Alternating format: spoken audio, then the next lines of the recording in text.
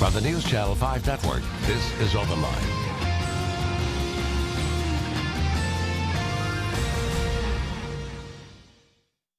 Hello everyone, welcome to OpenLine. I'm Ben Hall. We are talking tonight about one of the big issues facing state government.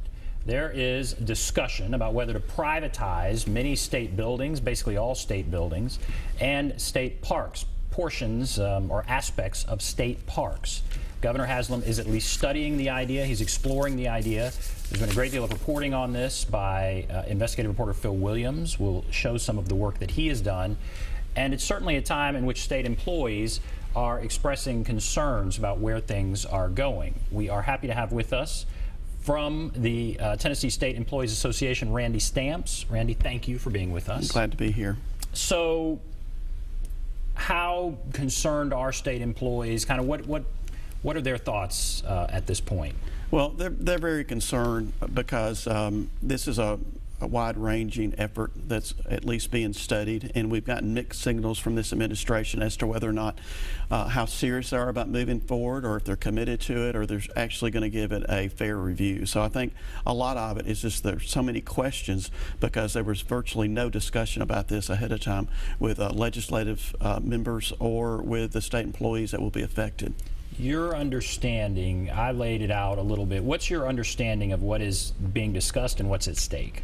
Well, what's at stake is every state building, whether it's a National Guard armory, whether it's a college or a community college, any state building would be subject to having the services provided to that building privatized and turned over to a private company. That can include the cleaning services, the security services, just a laundry list of services that are provided now for the building maintenance. Is it also the running of prisons, or is that not part of this? Well, or do you know?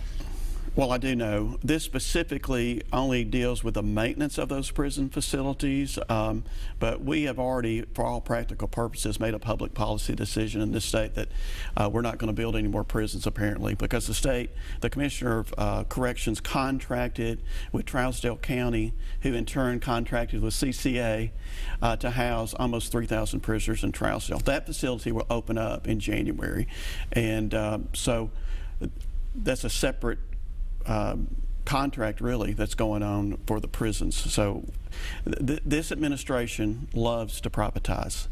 They're looking for opportunities. There's communications in the report that was released by your station last night that shows the communication where they're actually going out looking for new areas of state government that they can privatize. The flip side of that is the governor says, my job is to provide services as inexpensively as possible. And if it can be done by private means, then my job as governor, he has said, is to explore that and to do it. When he argues we're saving taxpayer money, this is what we're supposed to be doing, we're making government more efficient, what do you say to that? I say to that let's prove it. We've got legislation that we've proposed for the last 2 or 3 years that says you're going to come back and you'll review these contracts after a period of time and make sure that it's actually saving the people of Tennessee money, and if it's not, then we need to abandon the contract. But so far he's yet to support that legislation, so we would welcome his support. We would work with him to come up with a system that proves that this is actually saving taxpayers' dollars and not merely shifting those dollars to someone else's pocket. That's our concern. And you know, the governor has been asked by Phil Williams about his investment in one of the companies that's under consideration, and the answer from the governor has been, my assets are in a blind trust. I don't know whether I'm invested in that company or not.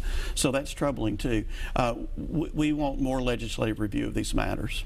And how many jobs do you feel like are truly at stake? How many state jobs, in your opinion? It's hundreds of jobs. It would be hundreds of jobs. When you combine... In other words, you feel like they would be lost. You feel like hundreds of jobs would be lost if this happened. The administration will tell you that those folks will be offered a job. Right. They say that's not the case, that they wouldn't be lost necessarily. Well, here's what we don't understand. We don't understand how you can turn over a state service to a company that has to make a profit and still end up doing it cheaper than state workers are doing. And experience indicates otherwise. Tennessee Tech did this on their own campus.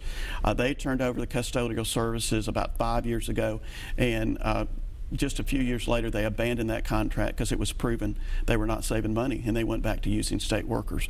So we would appreciate it if the governor could study those issues, study areas where it's failed. Even public school systems have tried the same thing, and they too have abandoned private contracting out of many of these services. So the governor says he's exploring this right now. It's obviously the legislature has to get on board. You're government affairs director, deal with the legislature. Where do you think they are on this? What's your sense? Well, first of all, they only have to get on board as far as the budget goes, because he is authorized to do this as the executive of the state. I think they're very concerned about it. Again, they were not approached about it. They were not asked for their input as it goes. So the stopping point would have to be the finance committees of the House and the Senate, whether or not they want to try to fund the total cost of this, whatever it may be.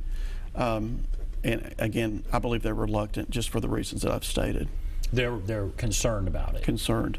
It is obviously it's a very conservative legislature, Republican legislature, but you think there's sympathy about for state employees on this? Absolutely, I do. And not just because there's state employees involved, but because they want to see the evidence, too, that we're saving money.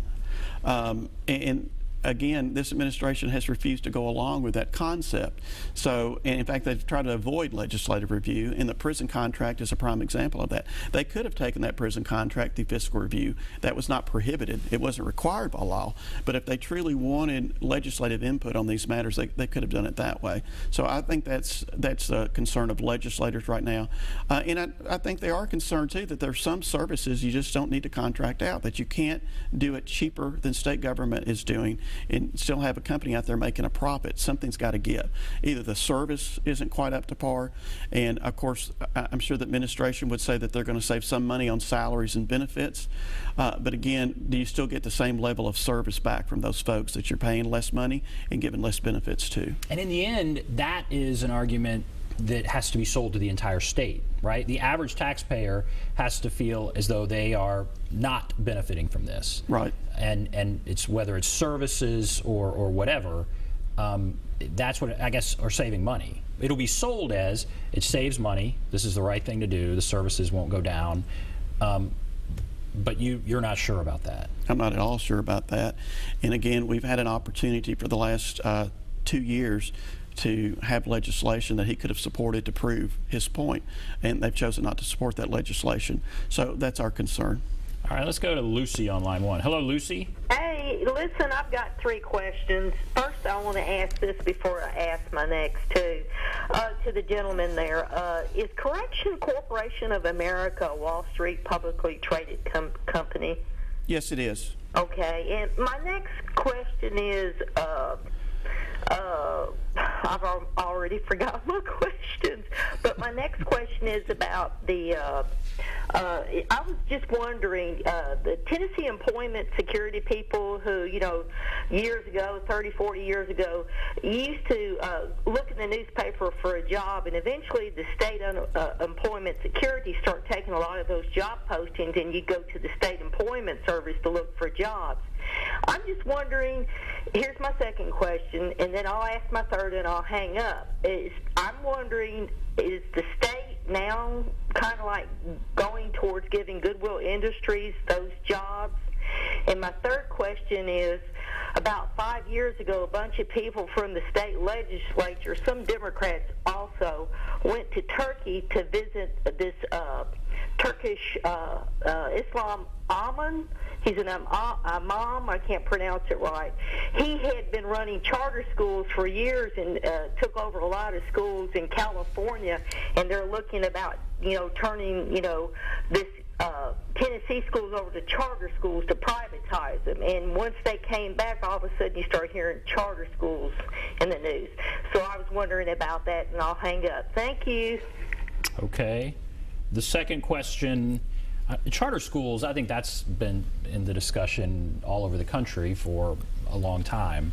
But what do you have to say about the second question about the goodwill industry type Right. approach to I think what things? she's talking about is there has been a centralization of job posting and job offerings, and I don't know that the state has a plot or scheme to try to move those jobs around. I do think what they try to do is provide employers a way to centralize job opportunities and jobs being offered and run that through the state system so people are aware of that through the employment security system. I find no fault with that.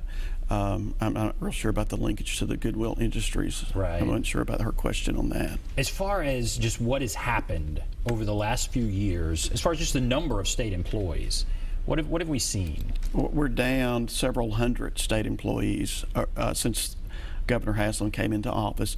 We rarely truly fill positions when they become vacant now. We just expect the state worker sitting there at the empty desk to take on that work. Now, the exception, of course, would be in the corrections department, where we do obviously have to replace those folks. But so many people in the Department of Children's Services, Department of Human Services, they're doing so much more work than they've ever been asked to do before because we rarely fill positions. And again, legislators, I've spoken with legislators that understand that we've trimmed all the fat we can, and now we're getting into the lean meat. And so we have to draw the line somewhere. All right, we're going to take a break. Then we're going to come back and look at some of the reporting that Phil Williams has done. We'll take a break. If you want to call, there's a number, 615-737+, 615-737-7587. Take a break. Be back right after this.